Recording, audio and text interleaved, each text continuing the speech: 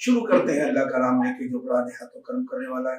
معزز حاضرین محترم، جیسا آپ کو پتہ ہے ہر فرائیڈے کو ہم اپنے اسٹوڈیو میں ایک نئی ایسی ہستی کو بلاتے ہیں جس سے آپ بھی فیض لیتے سکیں اور ہم بھی فیض لے سکیں۔ آج ہم نے اپنے اسٹوڈیو میں ایک ایسی ہستی جو پاکستان کا ایک بہت بڑا نام ہے، جناب طاہر جمال تھانوی صاحب ہمارے درمیان موجود ہیں۔ ہم ان کے آج سوال و جواب کا آپ کے جو کمنٹس ہوتے ہیں اس کے جواب میں طاہر صاحب السلام علیکم۔ وعلیکم السلام۔ مداح خیریت سے؟ الحمدللہ۔ حضرت بہت شکریہ آپ کا چینل پہ آنے۔ حضرت اکثر پیش ہمارے سوالات آتے ہیں تو اس لیے ہم نے آپ کو مدعو کیا ہے کہ اس کی چند شارٹ سوال قرآن و سنت کی روشنی میں دیں۔ تو سب سے پہلا سوال ہے جو ہمیں امریکہ سے ارشد علی ارشد نے کیا ہے، یہ بہت اچھے شاعر ہیں، انہوں نے کیا ہے کہ بکرے کو حلال کرتے ہیں، مرغی کو حلال کرتے ہیں، یہ مچھی کو کیوں نہیں حلال کرتے؟ اس پہ کلمہ کیوں پڑھیں؟ سوال ہے۔ بات یہ ہے کہ حلال ہم کس کے حکم سے کرتے ہیں؟ ظاہر ہے اللہ کے حکم سے کرتے ہیں۔ اللہ تعالیٰ نے ان مویشیوں کو جو گائے، بیل اور بکری، ان مویشیوں کو حلال کرنے کا حکم دیا، تو لہذا ہم اللہ کے نام کے ساتھ اس کو حلال کرتے ہیں۔ حضور اکرم صلی اللہ علیہ وسلم نے حدیث کے ذریعے سے امت مسلمہ کو اس بات کی اجازت دی کہ جو سمندری مخلوق ہے وہ تمہارے لیے حلال ہے، لہذا مچھلی ہو، جھینگا ہو، اس کی جتنی بھی قسمیں ہیں وہ حلال ہے۔ اور چونکہ قرآن کریم کے اندر جو مال مویشی ہیں یعنی چوپائے جن کو حلال کیا گیا ہے اس کا حکم قرآن نے دیا ہے، تو قرآن نے اس کو حلال کرنے کا طریقہ بھی بتایا کہ اس کو کس طرح ذبح کرو۔ اور چونکہ قرآن میں مچھلی کا اور سمندری مخلوق کا ذکر نہیں ہے تو لہذا اس کو حضور اکرم صلی اللہ علیہ وسلم نے اس مروجہ طریقے کے اوپر کہ جو سمندری بستیاں تھیں، یعنی سمندر کے کنارے جو بستیاں تھیں آباد، وہ جس طریقے سے شکار کرتے تھے اور اس کو کھاتے تھے، اسی کے اوپر چھوڑ دیا کہ اسی مروجہ طریقے کے اوپر آپ اس کو استعمال کریں۔ اگر اس کے لیے کوئی خاص حکم ہوتا مچھلی کے اور جھینگے کے لیے تو پھر اس کو بھی اسی طریقے سے کیا جاتا، لیکن چونکہ اس کے لیے کوئی خاص حکم نہیں ہے لہذا حضور اکرم صلی اللہ علیہ وسلم کی سنت کے مطابق اس کو اسی مروجہ طریقے سے آج تک استعمال کیا جا رہا ہے۔ بہت خوب جواب دیا آپ نے جی ارشد علی ارشد صاحب، آپ کو جواب مل گیا ہوگا اس کا۔ حضرت اکثر ہم دیکھا ہوگا گاڑی میں آپ آگے آیت لگا لیتے ہیں، پیچھے بھی بیک پہ آیت لگا، قرآن کی آیتیں لگا لیتے ہیں، ادھر شیشے پہ لگا لیتے ہیں اور وہ گاڑی چلاتے ہیں۔ اکثر گاڑیوں پہ دیکھا ہوگا بہت بڑی بڑی آیتیں لگی ہیں، پیچھے گاڑی پہ آیتیں لگی ہیں، ادھر گاڑی پہ آیتیں، ادھر پیچھے بیک بھی ہوگی، تو یہ صحیح ہے، جائز ہے گاڑی پہ؟ اس کے لیے بھی وہی فارمولہ ہے کہ جس طرح قرآن کی عظمت ہے اور قرآن کا ادب اور احترام ہے، اسی طرح قرآن کی ہر چیز کی عظمت اور اس کا احترام ہے۔ قرآن کی آیت اس کا بھی ویسے ہی ادب اور احترام کرنا ہے، اور کوئی ایسی صورت اختیار نہ کی جائے کہ جس سے قرآن یا اس کی آیت کی بے ادبی ہوتی ہو۔ برکت کے لیے دکان میں، گاڑی میں جو چیزیں لگائی جاتی ہیں، میں ہمیشہ یہ کہا کرتا ہوں کہ آپ قرآن کو اپنے سینے میں اتار لیں تو خود بخود اس کے فضائل آپ کو حاصل ہونا شروع ہو جائیں گے، اس کا فیض حاصل ہونا شروع ہو جائے گا، بجائے اس کے کہ آپ گاڑی پہ، مکان میں اور دکان میں کہاں کہاں لگائیں گے۔ ایک ہی جگہ ہے اور وہ ہے آپ کا دل، اس میں آپ قرآن کو اتار لیں تو آپ کو کہیں لگانے کی ضرورت باقی نہیں رہے گی۔ باقی جو لوگ لگاتے بھی ہیں بس وہ اس بات کا خیال رکھیں کہ کوئی بے حرمتی نہ ہو۔ بہت شکریہ حضرت۔ اکثر دیکھا ہوگا آپ نے، ہم نماز پڑھنے جاتے ہیں تو اگر 400-500 آدمی آ رہے وہ مختلف خوشبو لگا لی، کوئی عطر لگا کے آ گیا, کوئی خوشبو لگا کے آ گیا. کچھ بہت لوگوں کو اس میں الرجی بھی ہوتی ہے, دیکھا ہوگا کھانسی کھانستے کر رہے ہیں, تو اس کی کیا ہے, کہ صحیح ہے یہ سنت ہے, یا کچھ لوگ بولتے ہیں سنت ہے اسے لگانا, مگر اس سے نقصان بھی تو ہو رہے ہیں. ہر چیز کے اللہ تعالیٰ نے فائدے بھی رکھے ہیں, اور ہر چیز کے اللہ تعالیٰ نے بعض چیزوں کے نقصان بھی ہیں. عطر لگانا جو ہے یہ بھی ایسی ہی چیز ہے کہ آپ جب کسی کے یہاں مہمان بن کر جا رہے ہو تو آپ پرفیوم لگائیں گے, خوشبو لگائیں گے, کوئی سی بھی خوشبو لگائیں گے, اور بہت زیادہ آپ اہتمام کریں گے تو آپ اپنی جیب میں بھی خوشبو کے لیے پھول رکھ لیں گے. تو عطر بھی جو ہے یہ سنت رسول صلی اللہ علیہ وسلم ہے. اس وقت کے جب حضور اکرم صلی اللہ علیہ وسلم نے فرمایا کہ تم اللہ کے دربار کے اندر آؤ تو اس کا اہتمام کرو کہ خوب تیاری کے ساتھ آؤ, تمہارا لباس بھی اچھا ہو, تمہاری خوشبو بھی لگی ہوئی ہو, تم خود بھی پاک صاف ہو, اور پاک صاف جگہ کے اوپر تم آ رہے ہو, تو لہذا اس کا اہتمام کرو. ہاں اگر کسی کو اس سے الرجی ہے یا اس سے کسی کو کوئی تکلیف ہوتی ہے تو وہ اس کا اہتمام کر لے کہ ایسی جگہ کھڑا ہو جائے کہ جہاں کسی کے عطر لگا ہوا نہ ہو, تو یہ کیا جا سکتا ہے. باقی سنت رسول سے کسی کو روکنا وہ مناسب نہیں. اکثر دیکھا ہوگا لوگ جاتے ہیں, ان کو اگر ہم سلام السلام علیکم, بس وہ یہ کہتا ہے صاحب یہ آدھا سوا السلام, بس یہ کرنا, یہ پورا جواب ہی نہیں دی, تو یہ کیا ہے, غلط ہے, یہ صحیح ہے؟ یہ یہود اور نصارہ کا طریقہ ہے. یہود اور نصارہ چونکہ حضور اکرم صلی اللہ علیہ وسلم کی دشمنی میں انتہا کو پہنچے ہوئے تھے, تو وہ جب آپ کی محفل میں آتے تھے تو آپ کو سلام کرتے تھے اور طنزاً کہتے تھے السلام علیکم. اس کا مطلب یہ ہے کہ تمہیں موت آ جائے. یعنی آپ عربی کی یہ وہ دیکھیں, اس کی جو گنجائش ہے کہ ایک لفظ کے اگر کوئی حروف بدل جائے تو اس کے معنی بھی بدل جاتے ہیں. السلام ہے سلامتی اور یہ زندگی کی دعا ہے, اور السلام علیکم اگر کوئی کہتا ہے اس کا مطلب یہ ہے کہ وہ آپ کو بددعا دے رہا ہے. دوسرا لفظ جو اختیار کرتے تھے یہود اور نصارہ, وہ آپ کے لیے یہ کہتے تھے السلام علیکم, یعنی آپ کے اوپر تیروں کی بارش ہو.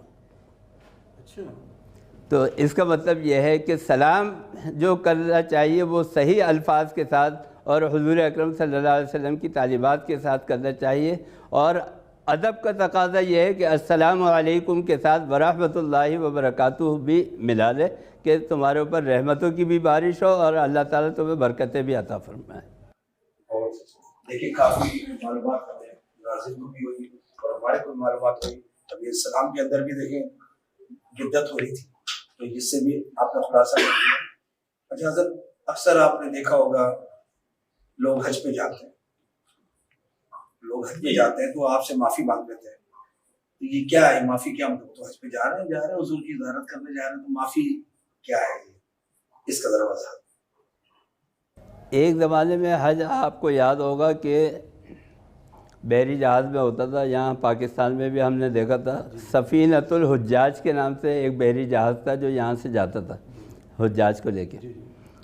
اور پیچھے چلے جائیں تو گھوڑوں پہ اونٹوں پہ سفر ہوتے تھے, اور یہ سفر اتنے طویل ہوتے تھے کہ بعض روایتوں میں یہ لکھا ہے کہ رجب کے اندر لوگ چلتے تھے تو ذی الحجہ میں پہنچتے تھے.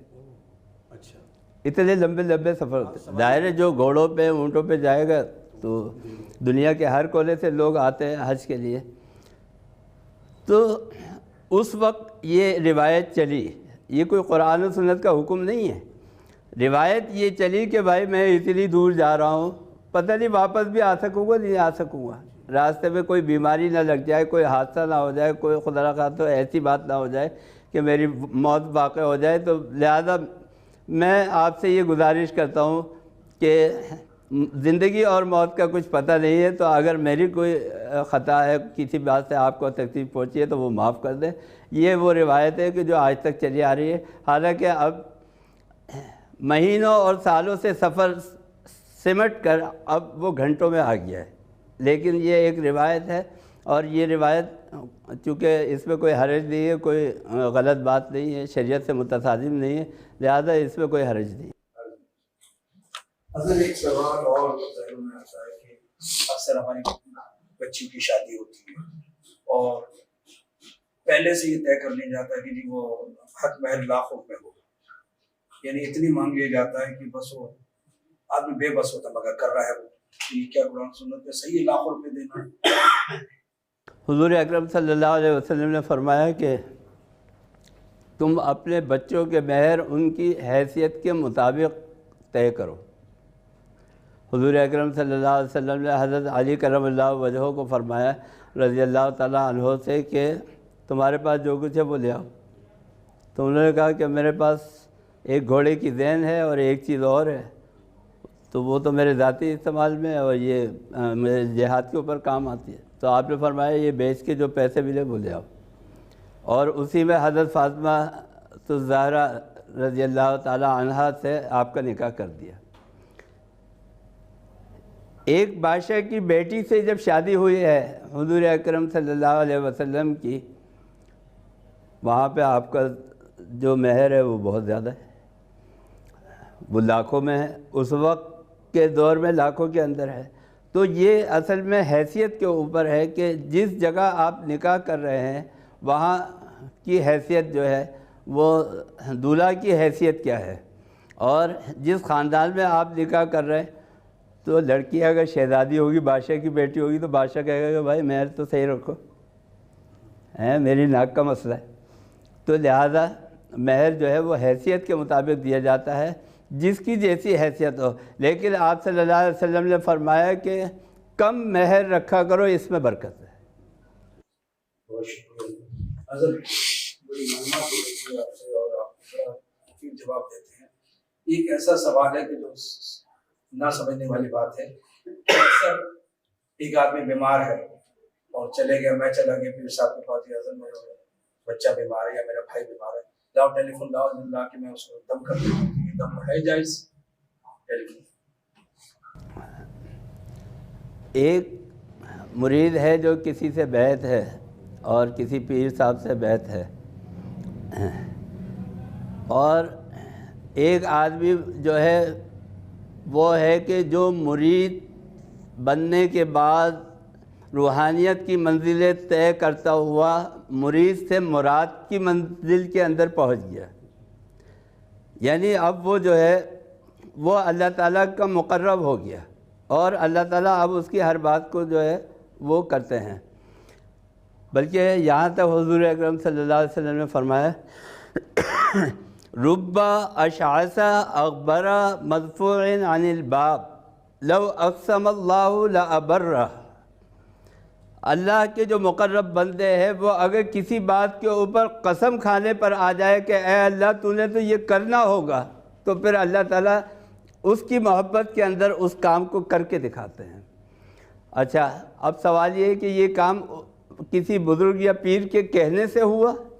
یہ سمجھنے کی ایسی بات ہے کہ کسی نے عورت نے جا کے کہا کہ میں اولاد ہوں، میرے اولاد ہو جائے، تو انہوں نے کہا کہ جا تیرے بیٹا ہوگا۔ کچھ دنوں بعد خبر ملی کہ اس کے بیٹا ہو گیا۔ اب کسی مرید نے کہا کہ حضرت آپ نے کہا تھا کہ بیٹا ہوگا، بیٹا ہو گیا۔ تو پیر نے جو کہا کہ بیٹا ہوگا تو کیا اس کے کہنے سے بیٹا ہو گیا؟ نہیں، وہ پیر اللہ کے اتنا قریب پہنچ چکا تھا کہ اس نے اپنی روحانیت سے اندازہ لگا لیا کہ اللہ تعالیٰ اس کو بے اولاد نہیں چھوڑیں گے، اس کے ہاں بیٹا ہوگا۔ تو چونکہ ان کے علم میں وہ علم الہی منتقل ہو گیا الہام کے ذریعے سے، لہذا انہوں نے کہا کہ تیرے بیٹا ہوگا۔ یہ بزرگ کے کہنے سے نہیں ہوا، بلکہ بزرگ نے علم الہی کی بنیاد کے اوپر اس کو خوشخبری سنائی اور وہ پوری ہو گئی۔ حضرت اکثر دیکھا ہوگا آپ نے ٹی وی وغیرہ کہ وہ آندھی آنے والی ہے، طوفان آنے والا ہے، پیشن گوئی کر دیتے ہیں، یہ سیاسی لیڈر یہ اپنے پر چلا گیا بھائی، یہ آخری ہفتہ ہے، یہ آخری مہینہ ہے، یہ کیا ہے؟ اس کا ہے کوئی آپشن یا بس ایسے ہی؟ آپ اپنے سوال کی تھوڑی سی وضاحت کر دیں، آپ قیامت کے بارے میں پوچھنا چاہ رہے ہیں؟ لوگ اکثر بولتے تھے بس یہ قیامت کا آثار ہے، یہ تو حالات تو الگ چیز ہے۔ میں یہ چاہ رہا ہوں کہ کسی ایک پوائنٹ میں یہ حکومت ہے بس یہ سفتے گئی یا ایک شخص یہ سفتے چلا گیا، اتنی مطلب اخباروں میں یا ٹی وی پہ اکثر آ کے حضرات کہہ دیتے ہیں، یہ کیا اس کے اندر ہے، کوئی وزن ہے یا نہیں؟ دیکھیں، ایک ہے پیشین گوئی، یعنی آپ حالات و واقعات سے اور اپنے علم کی روشنی میں، جو آپ نے سنا ہوگا نجومی ہوتے ہیں، علم نجوم رکھتے ہیں، یہ ایک باقاعدہ علم ہے۔ وَالنَّجْمِ إِذَا هَوَىٰ مَا ضَلَّ صَاحِبُكُمْ وَمَا غَوَىٰ۔ اسی طرح ایک جگہ اللہ تعالیٰ نے فرمایا کہ وَبِالنَّجْمِ هُمْ يَهْتَدُونَ، یہ ستارے تمہیں راستہ بتاتے ہیں۔ میرے ایک عزیز تھے، میں نے ان سے پوچھا کہ یہ ہم نے قرآن و حدیث کے اندر پڑھا ہے کہ ستاروں سے راستہ معلوم کیا جاتا ہے، تو انہوں نے جو بحری جہاز کے کیپٹن تھے انہوں نے یہ بتایا کہ آج بھی بحری جہاز کے اندر جو آلات لگے ہوئے ہیں ان کا لنک ستاروں کے ساتھ ہوتا ہے، یعنی وہ شعاعیں جو ہیں وہ ستاروں کے ساتھ لنک کرتی ہیں اور اس کی مدد سے جہاز جو ہے پھر وہ سمت متعین کرتا ہے۔ تو علم نجوم ایک باقاعدہ علم ہے، لیکن یہ علم جو ہے ایک پیشین گوئی ہے، حتمی نہیں ہے۔ حتمی علم جو ہے وہ اللہ کا ہے کہ قیامت کب آئے گی اور کس کی حکومت کب گرے گی اور کس کی حکومت کب قائم ہوگی، یہ حتمی علم جو ہے یہ اللہ کو ہے۔ ان 5 چیزوں میں سے یہ ایک چیز ہے کہ جس کا علم اللہ تعالیٰ نے سوائے اپنے کسی نبی کو بھی نہیں دیا، وہ علم جو ہے وہ حتمی ہے اور وہ اللہ کا علم ہے، وہ کسی اور کی دسترس پہ نہیں۔ بہت شکریہ ناظرین، دیکھا آپ نے آپ کے سوالوں کے جواب اور آپ کی جو بھی کمنٹس ہوتے ہیں ہمارے چینل پہ آتے ہیں اور ہم سے جواب دلواتے ہیں۔ میں بہت ہی شکر گزار ہوں تانوی صاحب آپ کا کہ ہمارے اسٹوڈیو میں آپ تشریف لائے اور اتنے وسیع طریقے سے آپ نے جواب دیا جو ناظرین بھی سمجھ سکے اور سمجھنا چاہیے۔ ناظرین، ہمارے چینل پہ نمبر چل رہا ہے، تنویر صاحب کا بھی چل رہا ہے اور ہمارا اپنا نمبر چینل کا چل رہا ہے۔ کوئی بھی سوال آپ کے جواب ہوں قرآن و سنت کی روشنی میں ہم سے کیجیے، انشاءاللہ ہم اس کو ضرور جواب دیں گے۔ کچھ ایسے جواب ہوتے ہیں جو ہم نہیں دیتے، نہ دے سکتے ہیں، جس میں فتنہ پیدا ہو جاتا ہے، وہ ہم نہیں لیتے۔ کوئی ایسا جنرل سوال ہو جو قرآن کی روشنی، کیونکہ ہمارا پروگرام کا نام بھی قرآن کی روشنی میں، تو قرآن کی روشنی میں اگر آپ سوال کریں تو انشاءاللہ ہم آپ کے وقت پہ آنے پہ ضرور جواب دیں گے۔ اسی کے ساتھ مجھے اور میری ٹیم کو اجازت دیجیے۔ اللہ حافظ۔